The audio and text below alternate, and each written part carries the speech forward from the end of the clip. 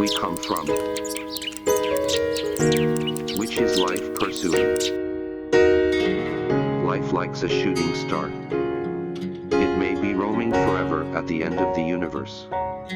The Earth was created 4.6 billion years ago. Life grew out of the ocean 1.1 billion years later. There had been 5 billion species on Earth.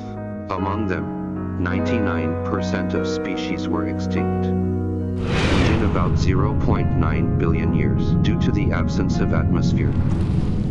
All the animals and plants on the Earth will die. 5 billion years later, the Earth will be destroyed under the gravitational power of the Sun. That all started as the Big Bang. 13.7 billion years ago.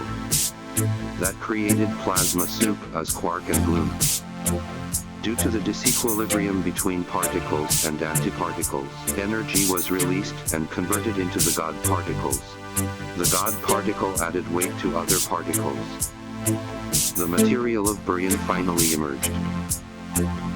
This is the story of the God particle creating our material world. Only 4.9% of the matter in the universe had been identified. Large amounts of dark matter accounted for 26.8% remains unknown. In fact, 68.3% of the dark energy is the real host of the universe.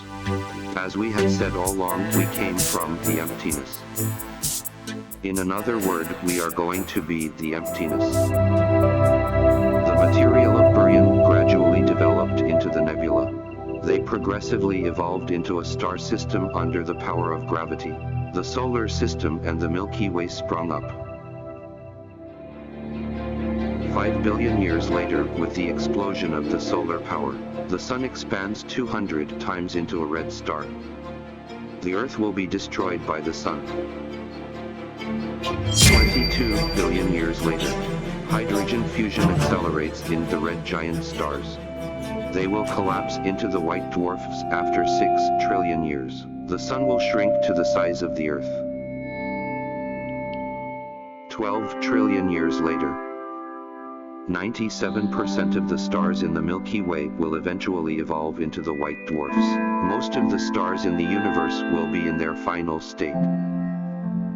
A supernova eruption will occur if the mass of the star is large enough to cause the collapse again. Electromagnetic radiation from supernova bursts can illuminate the entire stellar galaxies. With only 10 kilometers in diameter, the remaining nucleus turns into a neutron star. This is the pulsar, resulting from the quick rotations of a neutron star. When a supergiant star collapses, it creates a black hole. Black holes can cause space-time distortions that prevents even electromagnetic waves and light from escaping. Under the gravitational forces of dark matter and dark energy, the universe speed-up expands. 100 trillion years later, stars and atoms will be torn apart. 10,000 trillion years later, the remnants of stars begin to separate.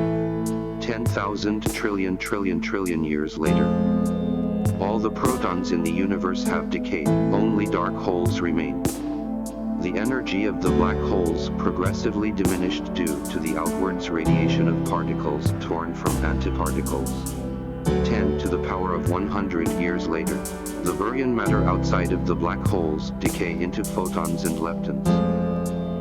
10 to the power of 150 years later, the universe includes black holes decay into photons and leptons. The material world disappears. 10 to the power of 1,000 years later, the thermodynamic temperature of the universe is near absolute zero. Nearly no entity of energy and live transition exists except the deadly silence. This world leaves nothing but the emptiness in the end of the universe. The material world is gone. The energy no longer exists. Without transition and sensing, consciousness has no meaning. This world is entering the deadly emptiness. In the meanwhile, we may be wondering, does the cosmological horizon began from the Big Bang, with the elapsing of the energy, annihilation of particles and antiparticles, transitions between dark matter and dark energy, will be the end of our existing world. Will the dark energy and the sense transition lead our conscious finally escaping from the deadly emptiness?